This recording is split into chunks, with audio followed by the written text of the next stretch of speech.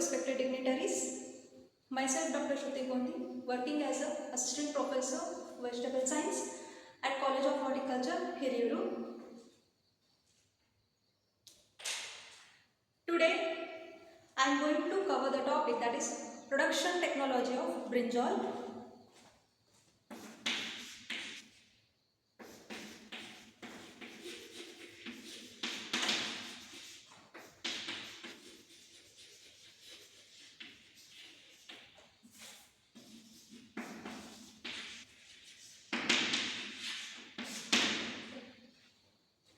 As we all know that brinjal is a very important vegetable crop which is grown in tropical and subtropical area or a geographical region. Basically, it belongs to the family Solanaceae.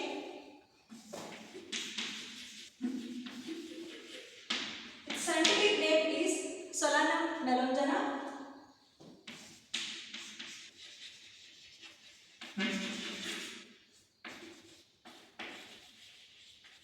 And its chromosome number is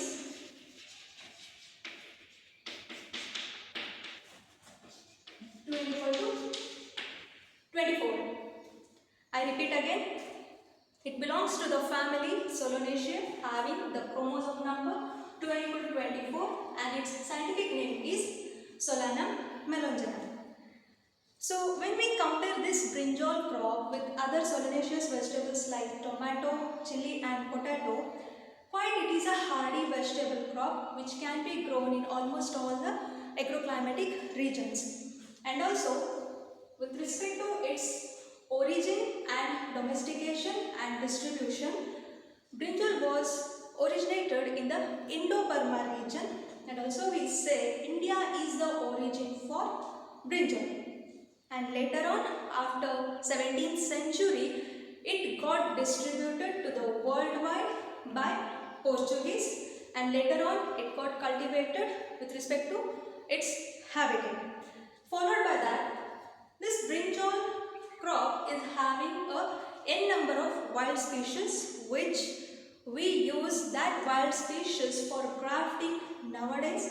That is a new technology in brinjal, grafting of brinjal, where we use its wild species as a rootstock and the cultivated one or the varieties as a side. The main thing why we are going to use this wild species as a rootstock means these wild species of brinjal that might be either Solanum nigro, Solanum sesimbrifolium, Solanum torvum, etc. So what I mentioned, these wild species, they are having the resistance. They are having the resistance genes for bacterial wilt resistance or fusarium wilt resistance, and really the major problem or pest which is observed in the brinjal, which gives a drastically reduction in the yield, that is because of brinjal fruit and shoot borer. For that, to avoid these rescues, we are going to use this wild species for grafting purpose. So this is all regarding the general introduction about brinjal. So next we will move with respect to its medicinal uses and health benefits.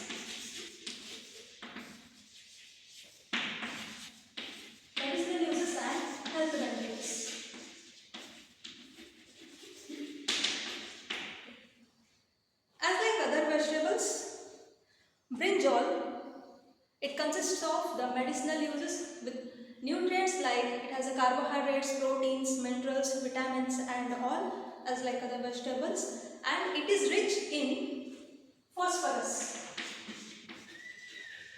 It is rich in phosphorus and also it is rich in vitamin.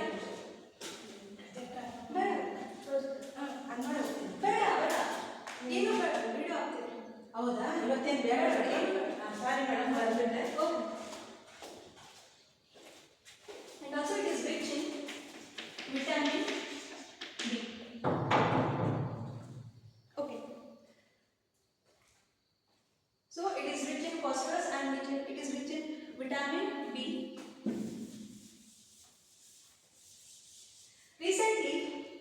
The Japanese scientist has investigated on brinjal and had caught the very important antioxidant, that is nasonin.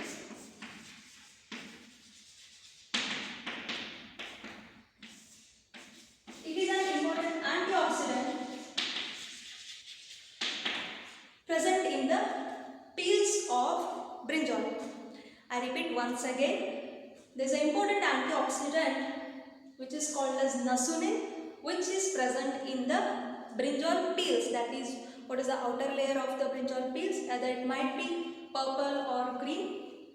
So this antioxidant is present in the peels, and the function of this nasonin is that it prevents our brain cells from getting hemorrhage or from getting the damage. So it protects our brain cells. So this is very one important component which is present only in the brinjal.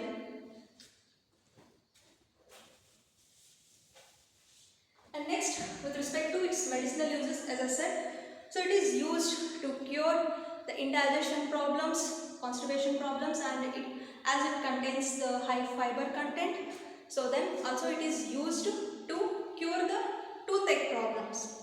The thing is that the chopped and fried brinjals are used to cure, and that is actually consumed to cure the toothache. And also, as we all know that this brinjal contains solanine. It is a glycol.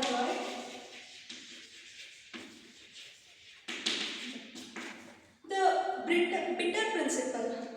We taste a kind of bitterness while eating the brinjal. That is because of this solanine. It is solasodic compound, or it is a glycoalkaloid.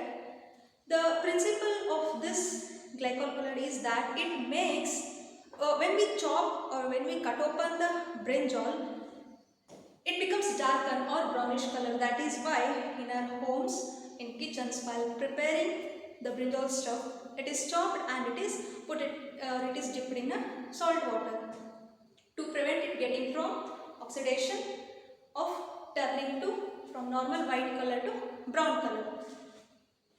So this solasodic is the bitter principle which is present in the brinjal. And also in brinjal, the variability is more with respect to its color, shape, size and structure. For example, this brinjal is having it produces the purple color fruits, green color, and pink, black, white, light green, as like the color goes on. On other side, it produces the round shaped fruits, oval shaped fruits, obovoid, long, slender, and even a finger like structure. Finger like fruits are also produced in case of brinjal. This is with respect to its variability. So we can assume what is its variability with respect to its shape and its color. The diversity and variability which we see in our Karnataka, we can take the example of our own state itself, that for example in northern Karnataka, the people use the brinjals which are having purple, white strips and spines. There is a presence of spines. This is one of the specific character in case of brinjal. Whereas in southern Karnataka, in Bangalore, Mysore region and all, they use long, slender brinjal which is devoid of spines. And for example, in case of Mattugula, that is in coastal area, there the people use very shiny, light green, white striped fruits. And also in case of Dharwad, in northern Karnataka region, dry region, where they use Malapur local. So which is again the purple white strand, they are having spines. Some people, they go for use of the calyx region which contains spines. They will not remove that spines.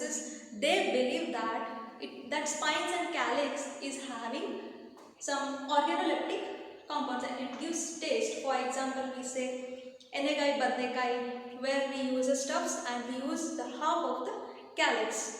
And also it is like dark brown, a quite blackish colored brinjals, big round colored brinjals are used for birtha purpose. So this is how the variability with respect to the brinjalas goes on.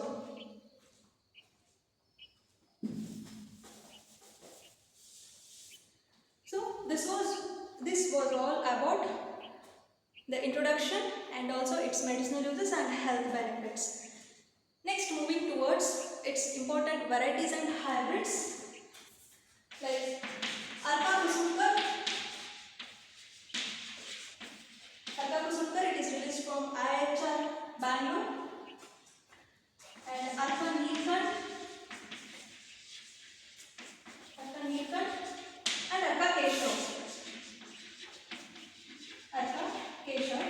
So, Arka Kusunkar, Arka Neelkant and Arka Keshav, these are the high yielding hybrids in case of Brinjal, which is released by IHR Bangalore, and in Karnataka.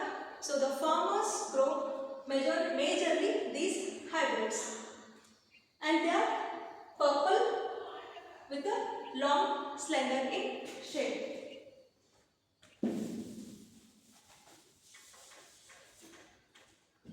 So next, moving to its agronomic practices.